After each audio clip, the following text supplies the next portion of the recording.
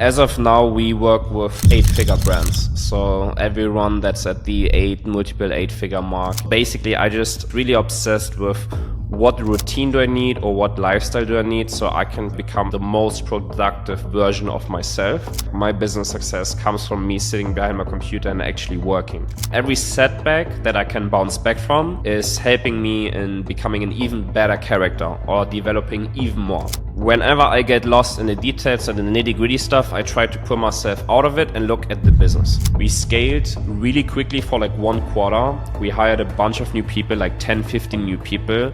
Our monthly costs doubled. I would probably say everything you put your mind to, you can achieve. All right, ladies and gentlemen, I have a very special guest today, Weische. Welcome to the show. Thank you so much for having me. Super excited for this one. Yeah, I've consumed so much podcasts for preparing for this one, at least for this show. We could talk about e-commerce. We could talk about things you've achieved for your business. But one thing that stuck out to me was the posted today, which is about we're traveling quite a lot to Miami, Dubai, Bangkok, and so on and so forth. And it was about optimizing your routine. And I think I want to get started with this rather than just talking about numbers first. So how do you optimize your routine, and why is it so important for you to perform in an optimal way?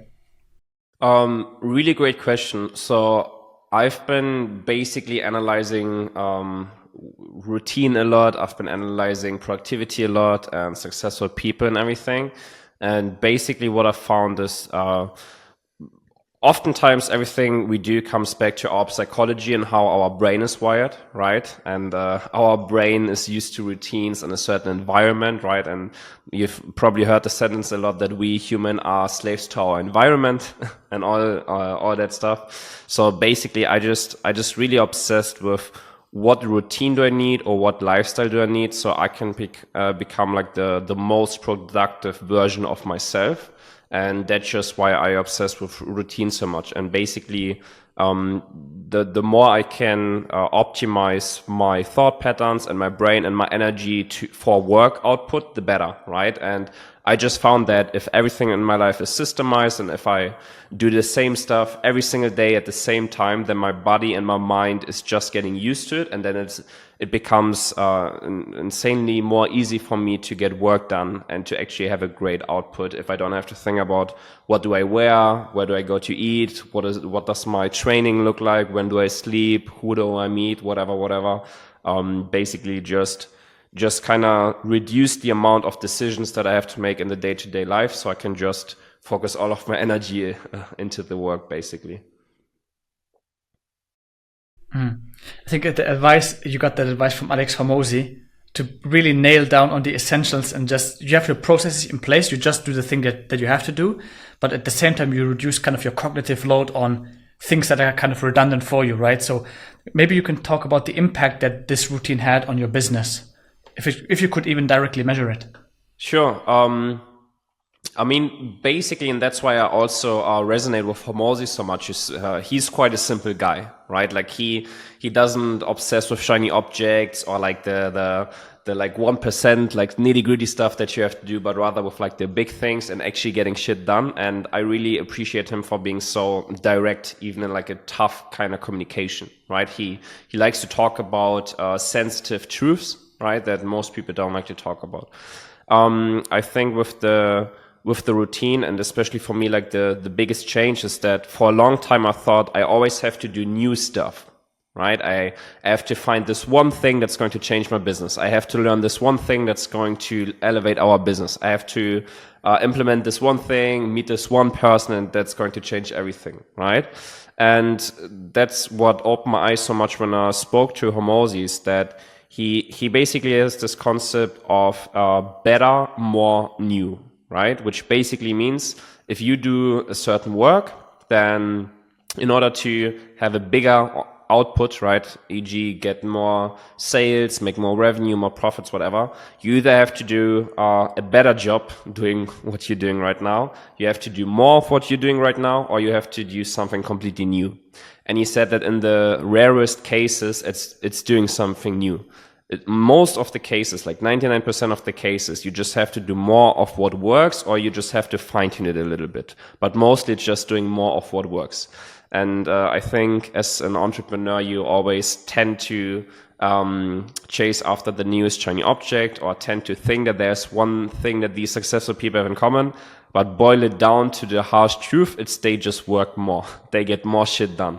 And I mean, Alex Hormozi said it. Alex Becker has kind of a similar lifestyle, and all of the big people that I kind of just reverse engineered, they just maximize the time that they spend behind the computer at home. And then I looked at my life, and I'm traveling around every other week, and I'm like, what are you doing?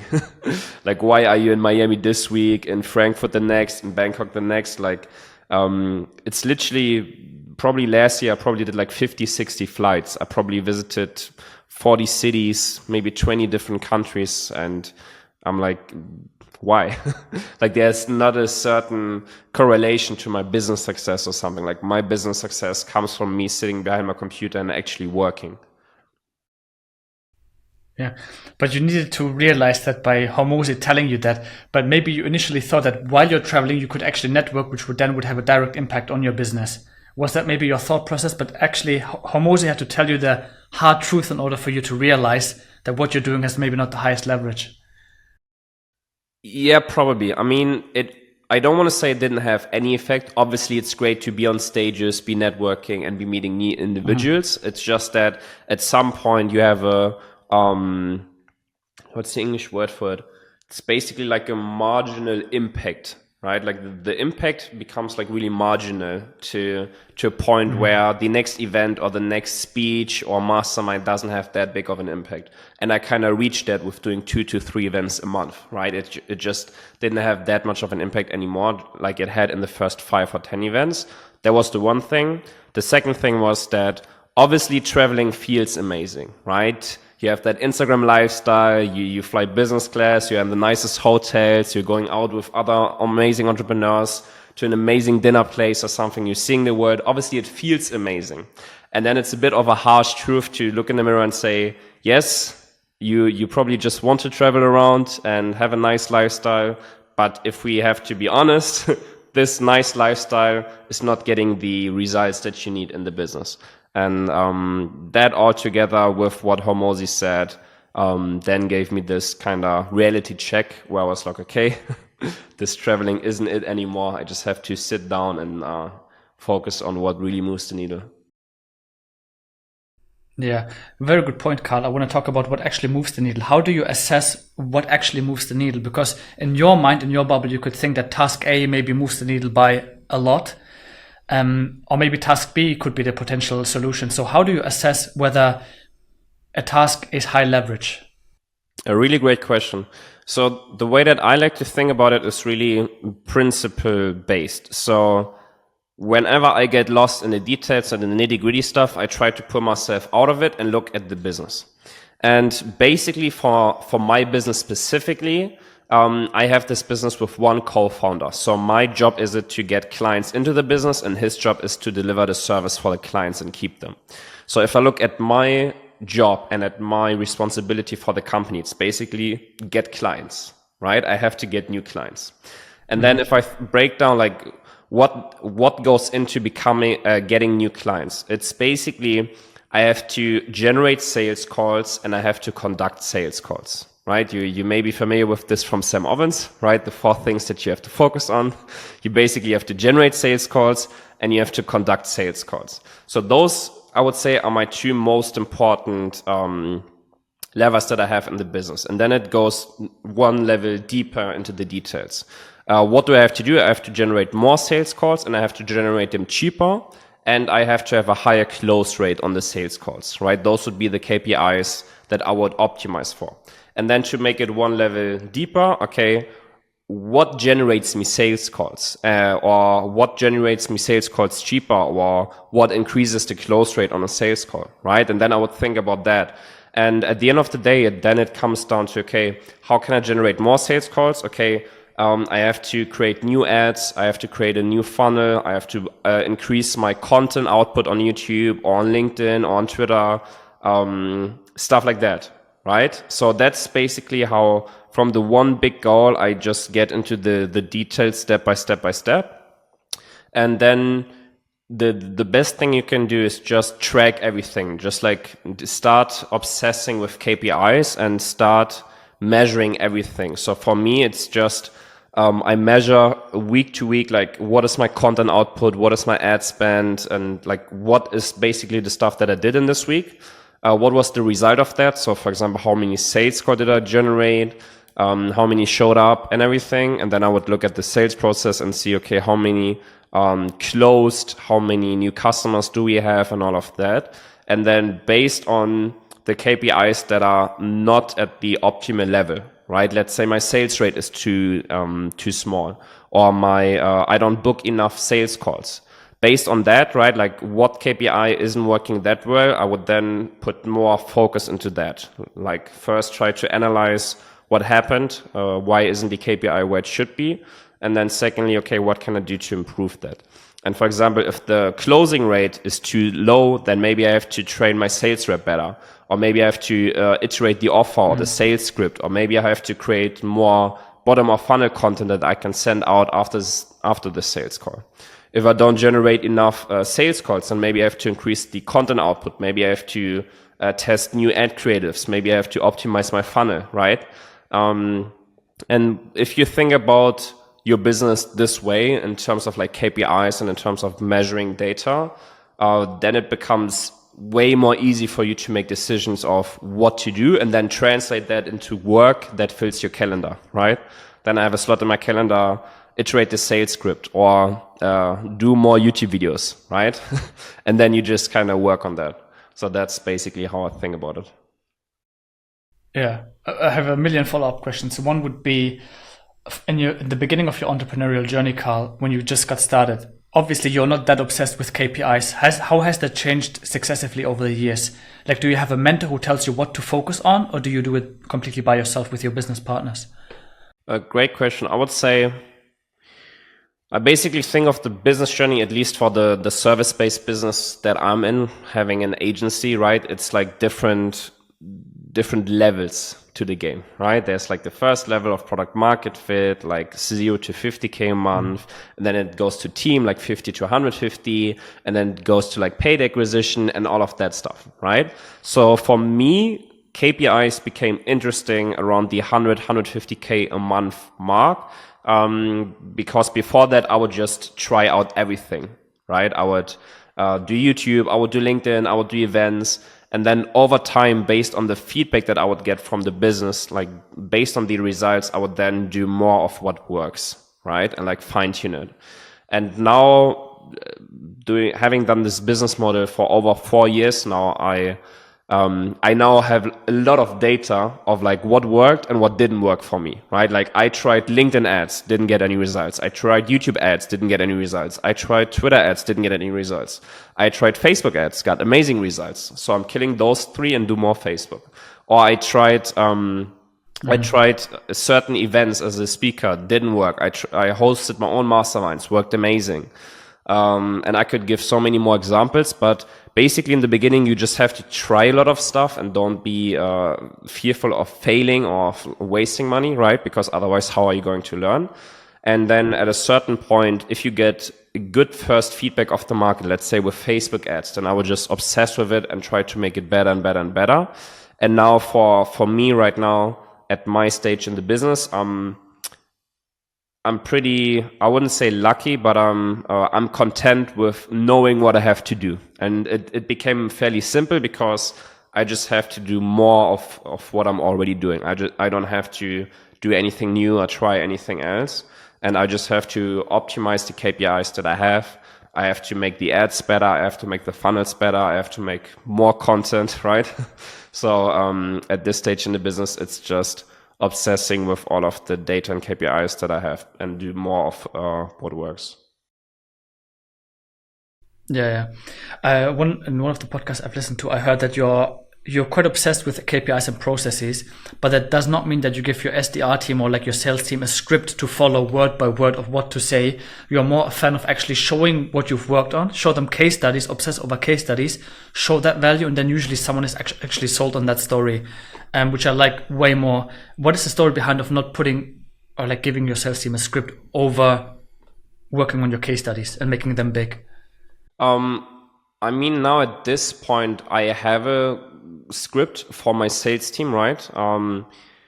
I don't remember which podcast that was exactly, but probably I was trying to make the point that as an agency owner, you have to obsess with case studies because case studies do the biggest for you in the sales process. And then basically for the prospect, it's way more interesting that you have amazing case studies, an amazing track record and a great offer than how you exactly get the results done.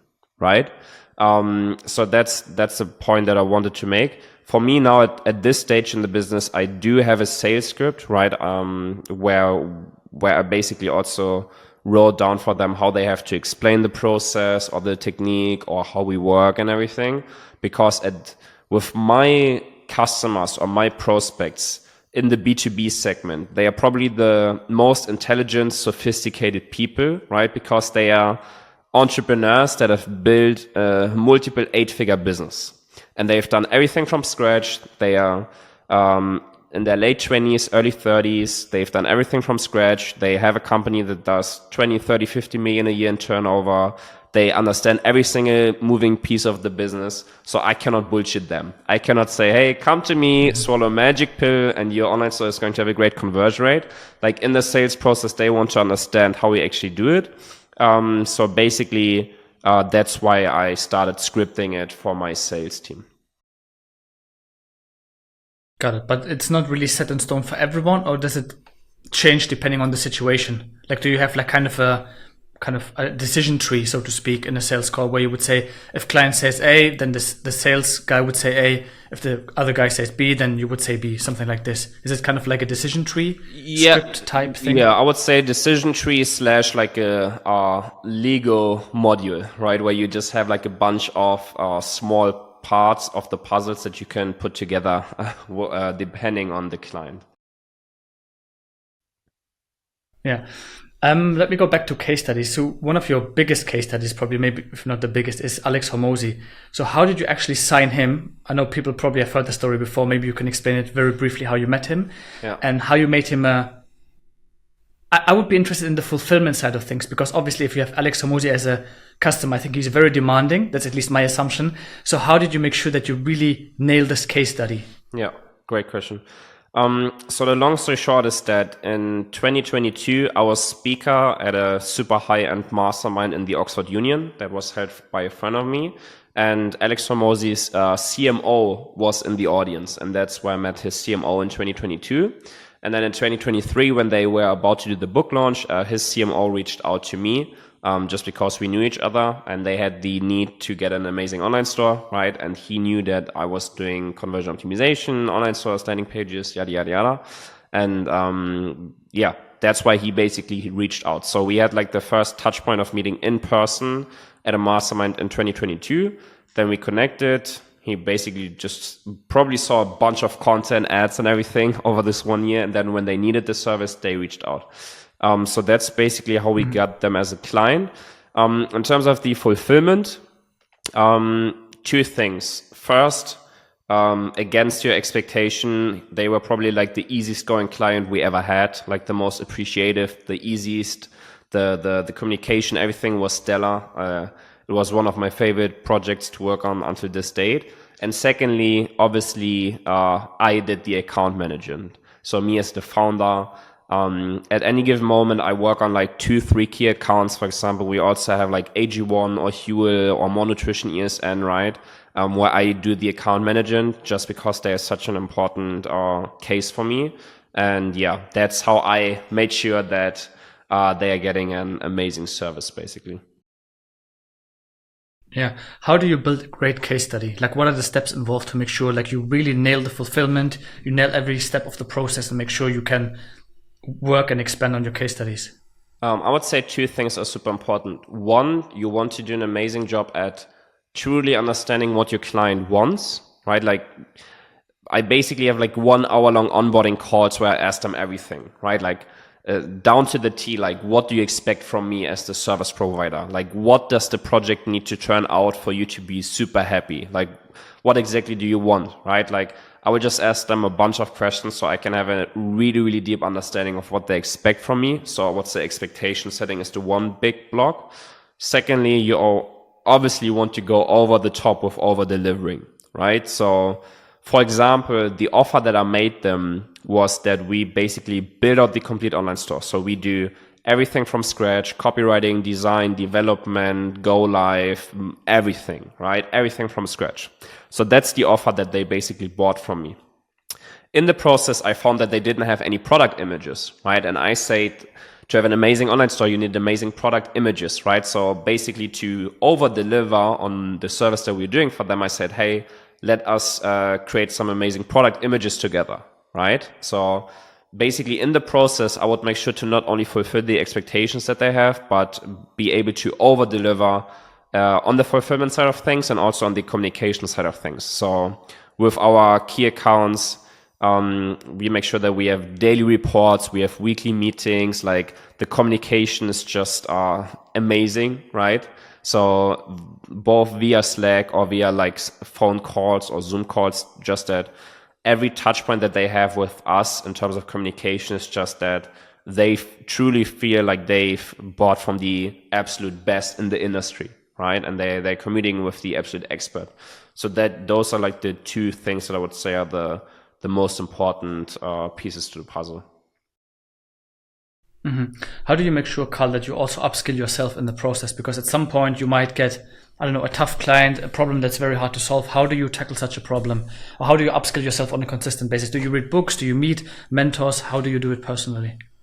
I would say a multitude of things. So one, attend masterminds, industry masterminds, right? Like I still go to many events just to learn about e-commerce or even learn about media buying or creatives, even though that's not like my service, just to understand the business better. I have a lot of mentors for specific areas, whether that's copywriting or design or CRO as a whole. So for like my service specific, we have a bunch of, let's say, sparring partners, right, that we work together with, where I can have like a conversation with them and say, hey, what would you do in this case? Like, what ideas do you have? And then lastly, we obviously buy just probably every single course that's out there for our topic. We have bought it, right? Like every online course that you can find, we've bought it and we just go through it and we put our team through it. And lastly, we have internal master classes where me, my co-founder, or somebody from the team basically has a webinar for the company where they talk about one specific thing that they're good at. So we can have this learning inside of the company. So I would say those are probably like the 5 biggest ones that we have. And then obviously, yeah, books. I love books. I love reading. I love podcasts. But what I found the works the best is like courses or mentorships, and then actually doing the work. So there's only so much theory consumption you can do. Like the best for me is applying it in like a real example and seeing the results and then iterating on that. Mm-hmm. I think a concrete example would be you guys preparing for This Is Marketing, an event that happens next week in Frankfurt, where you told, I think Sebastian was the name of your friend, right? Yeah. Where you told him to actually like screw your presentation, like do it from scratch again. And I think maybe that honest feedback is maybe sometimes very tedious and annoying, but it actually helped him to reflect and think, well, maybe my presentation is shitty and just have to do it again. Yeah, definitely. So that's what you need those close friends for. Yeah. So how do you select who you want to hang out with? Maybe more like a personal question. Is it more like you want to surround yourself with no negative people? Is it like, are you very selective about that, or how do you do it? I'm probably the most selective person. I literally have like 3 friends probably. Like, I have probably like a super long catalog of like things that I look for in a person, but to boil it down to the most important ones is on the personal side, they have to have an amazing character. So like they have to be humble, they have to be loyal, they just have to have certain values, right?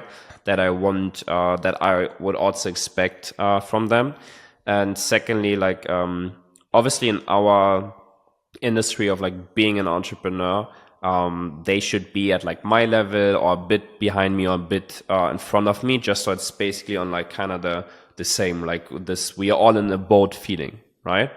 Just so we can also do the sparring, because let's say I'm doing $500,000 a month, he's doing $500,000 a month, the other guy's doing $1 million a month, and then the other one is doing whatever, like 10K a month, like it would be like we first three, we could all relate with the problems and struggles, and we could say, look, these are the next steps. But then the guy with 10K, obviously we could give him some advice, but he wouldn't be a person that I would have in the inner circle, just because like his thought patterns, his mindset, his beliefs, and his struggles are like 3, 4, 5 years behind of like what we are thinking about right now. And I would say that has been the most impactful thing I've probably ever done, is just have those like 3 guys in my inner circle where we are all somewhat around the same level, and just call on the daily, talk about problems, talk about goals, talk about strategies, and also have this like harsh conversations, right? Like where I say, bro, like the presentation is shit. This is how you should do the presentation. Or he tells me, bro, you don't have a great YouTube output, right? You don't push enough content live. You need to put more content live, right? And yeah, that's how I'd go about it. And if you're in the early stages, I would probably just look for 1 or 2 people on the same level and 1 person that's a couple of steps ahead of you. So back when I was doing 10K a month, I would have 1 friend that's doing 20, 30K a month, and 1 person that I would have contact with that's doing 50 or 100K a month. Just so I can kind of see like what are the 1 to 2 next steps, and so that I could see, okay, it's possible to be way bigger, and my problems obviously aren't that big and there's people that are way further. So that's always how I would kind of go about it. Mm-hmm. Really cool. Yeah, I think we are very similar when it comes to personality types, Carl. So it's nice to hear how selective you are with friends and people that surround you. Yeah. One thing I really like about you, Carl, is I'm not too much in the e-com business. I'm more like in the consulting marketing space and PPC space. I like that you provide a lot of value for free.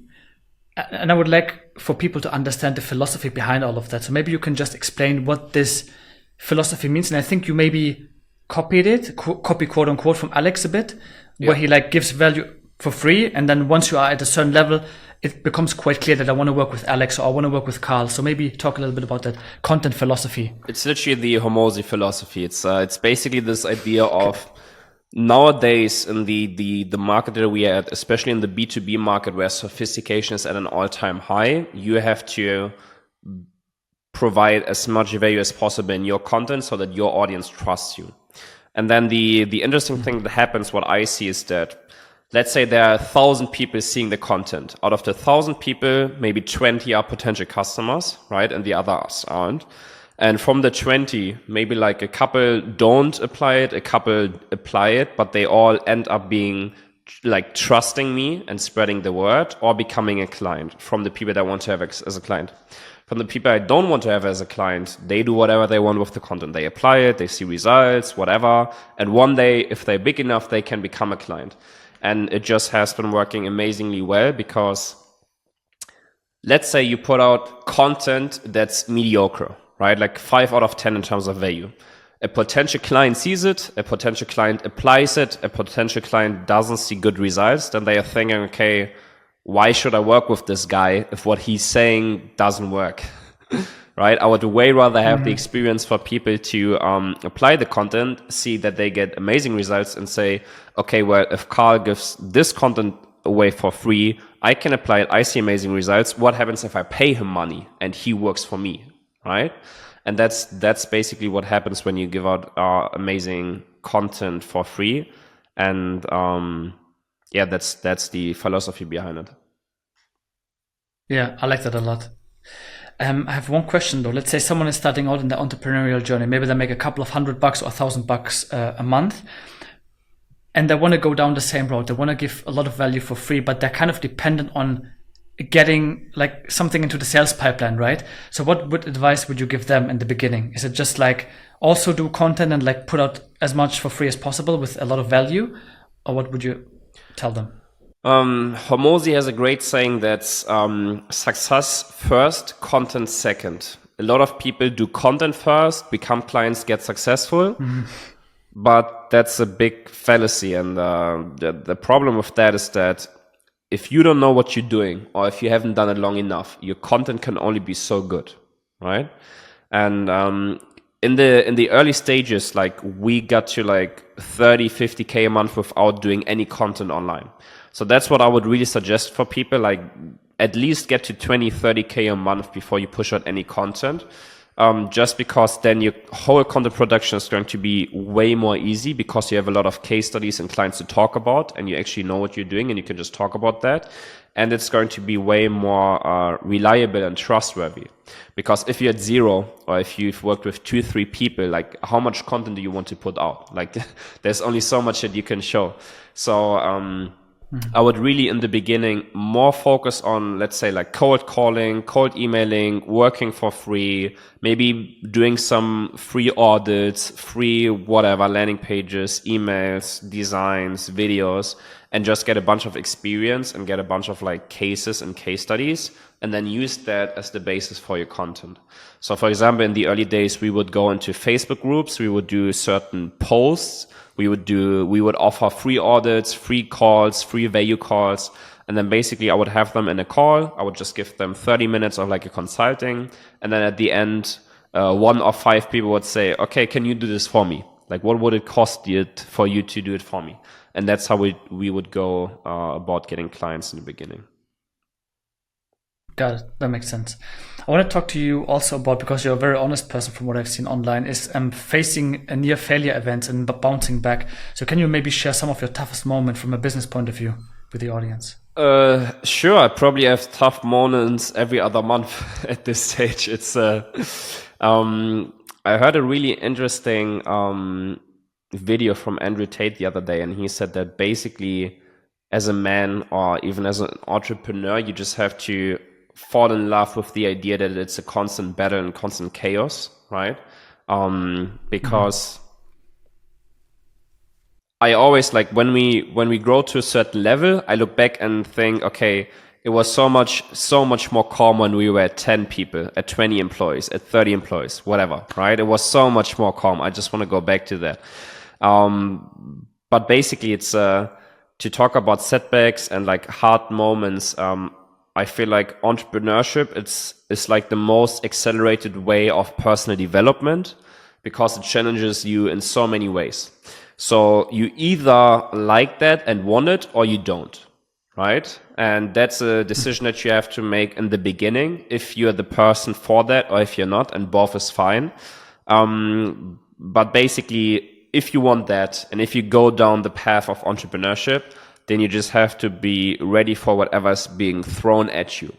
And I probably had like 100 points where I was like, I'm quitting tomorrow. There's no way that I'm going to do this another day. Like 100 times probably. But the one belief and mindset that I always came back to is that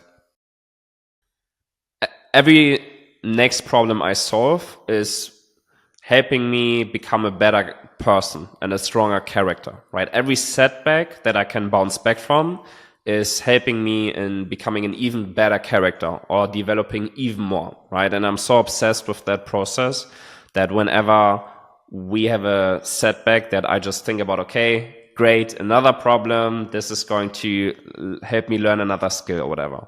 And to talk about specific things that happened, there's been a lot, but probably the biggest was that like 1.5 years ago, and 2.5 years ago, we just faced this multiple times. We scaled really quickly for like 1 quarter. We hired a bunch of new people, like 10, 15 new people. Our monthly costs doubled or something, right? From like 100K to 200K, whatever. And we scaled the costs and the revenue. And then at some point, I don't know, like 10 clients would churn at the same time.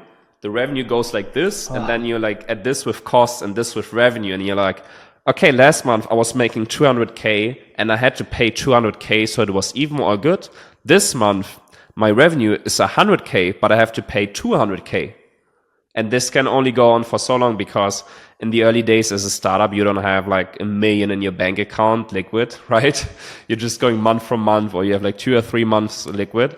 So there was a pretty big thing where me and my co-founder just were with the backs at the wall, and we were like, okay, we have to give it all or this business will be over in like 2-3 months.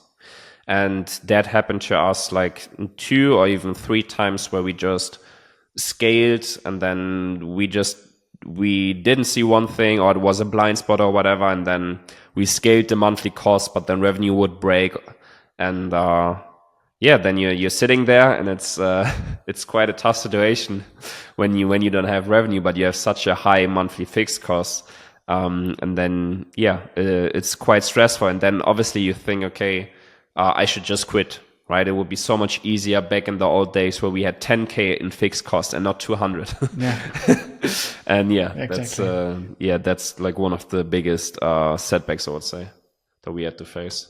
Yeah. You would describe it kind of in 2 or 3 sentences. Go through the emotional process of it. I know it's quite frustrating, very depressing as well, potentially.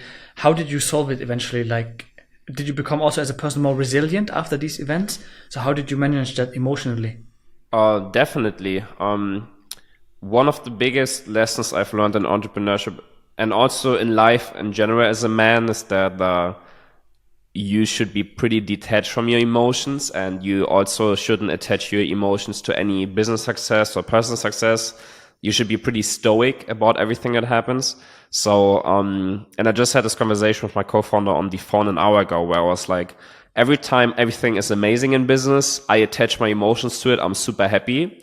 And then what happens is that every time it goes down, I obviously I'm feeling not that good, or I'm feeling depressed or whatever, right? And the less you are happy when it goes up, the less you're going to be sad when it goes down, if that makes sense, right? Because you're always hovering around this baseline. If you don't do the roller coaster emotionally, when it goes up, then you're not going to have it that bad when it goes down, because you're just like, okay, it happens, right?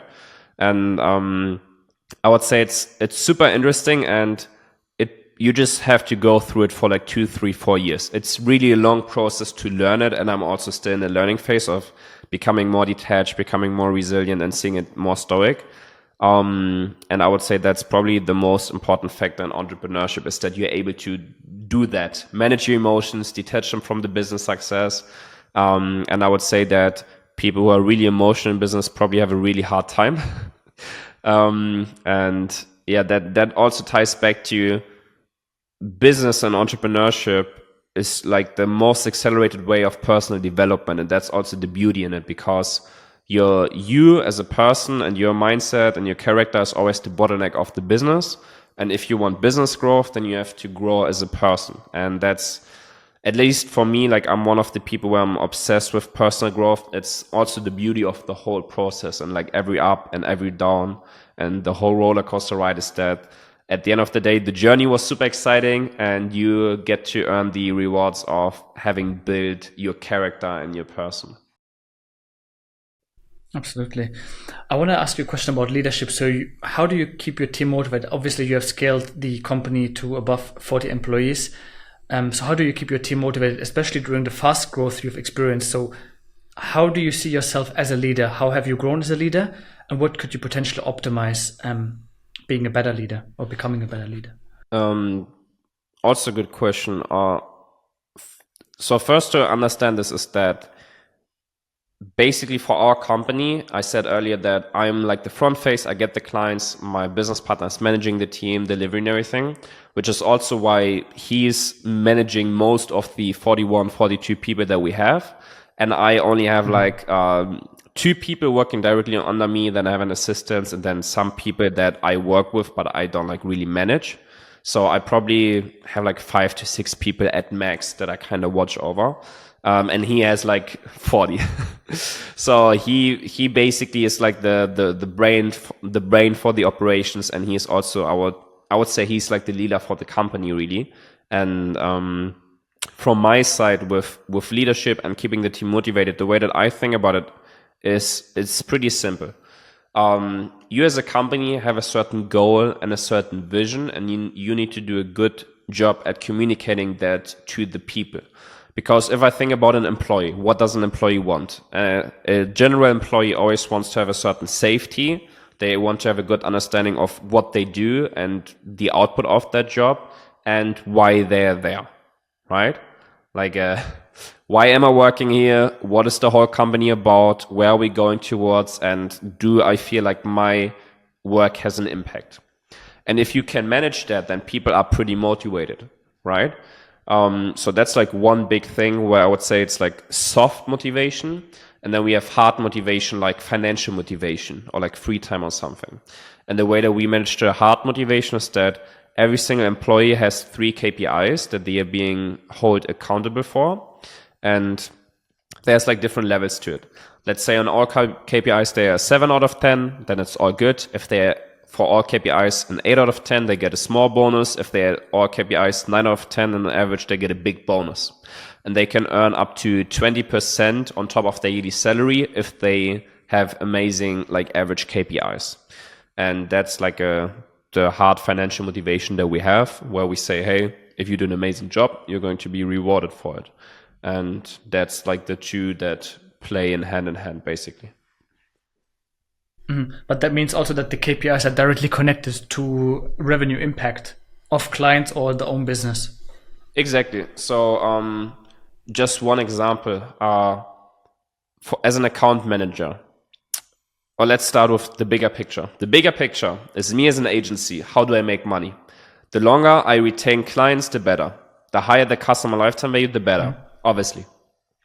What do I have to do for customer lifetime value? I have to retain clients longer. How can I retain clients longer? They get amazing results. They are happy with the service and everything is done on time. And that's like what we translate into KPIs. So the account manager has a KPI of average NPS per client.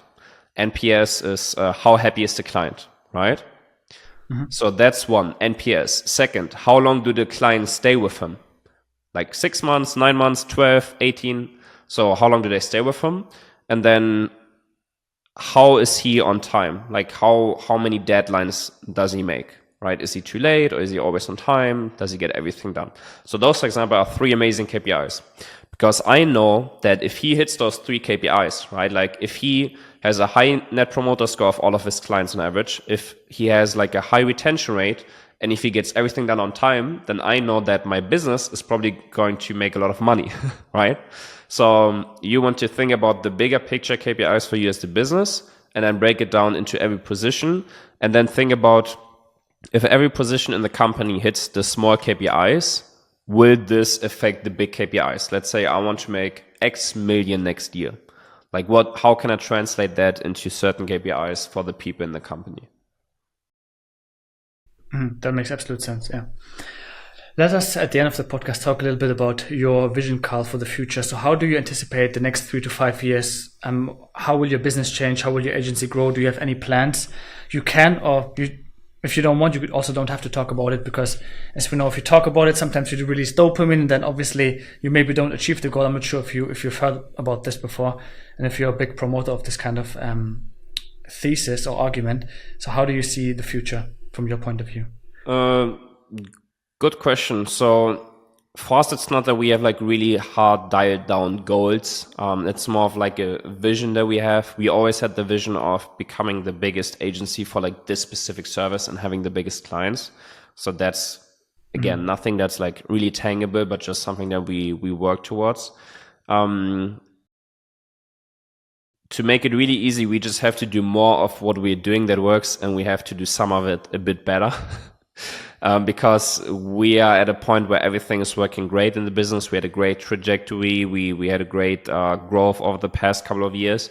And for us, like the big thing that we probably strive towards is an exit one day, right? Over the next couple of years. So as like the end stone of what we did with the company, like we came into a market, from like being not known and having zero to being one of the key players and having everything and then exiting the business, like that would be a pretty nice trajectory. So that's like the bigger picture that we have set for the agency, basically. What is the biggest, or let's say the top 3 motivations for you? Is it money? Is it success? Is it being known in the industry? What is it that motivates you on a daily, or maybe like just in general? So the first thing is the constant and never-ending improvement. It's a concept from Tony Robbins, Carney. For me, I'm super obsessed with growth, and I know that entrepreneurship again, is the quickest way for personal growth and development and building the character. So that's just one thing I'm obsessed with. And I know every single day I have to manage something new, learn something new. So that's number one. Number two, I would say, which also ties a bit into number one, I just want to like push the bar and kind of see where I can take it, if that makes sense. Like, I always think back to my 16-year-old self at the beginning of the journey and what he would envision. Then I would sit down right now and say, okay, how much can I push the bar? Like, what can I achieve? What can I become? Like, what is even possible in the business sense? And thirdly, I would say it's money, it's freedom, it's, I've always wanted to be free and flexible, and whether you call it money or freedom or time or power, it all ties into each other, because if you have a lot of money, you have a lot of power, you can buy yourself a lot of free time and flexibility. So I'll definitely say that money is a super big motivator for me, because I know that if I have a certain amount of money, I can basically do everything that I want, which is for me personally amazing, because I'm this person that I don't want anyone to tell me what to do, and if I have a lot of money, then I don't need anyone to tell me what to do. So those, I would say, are probably the three biggest motivators. Excellent. You're picking up the phone and 16-year-old Carl is on the phone. What would you tell him? What advice would you give him? Life advice, business advice? Great question. I would probably say everything you put your mind to, you can achieve. That's good. I like that. Who should get in touch with Carl? Who can work with you, Carl? Maybe as a closing remark. As of now, we work with 8-figure brands. So everyone that's at the multiple 8-figure mark and wants to, optimize their conversion rates, get a better funnel, whatever. That's basically who we work with. Excellent. Carl, thank you so much for being on the show. Maybe there will be a second part in the future. Who knows? But thank you so much for being on the show today, and talk to you soon. Maybe we see each other in Frankfurt next week. Definitely. Let's see.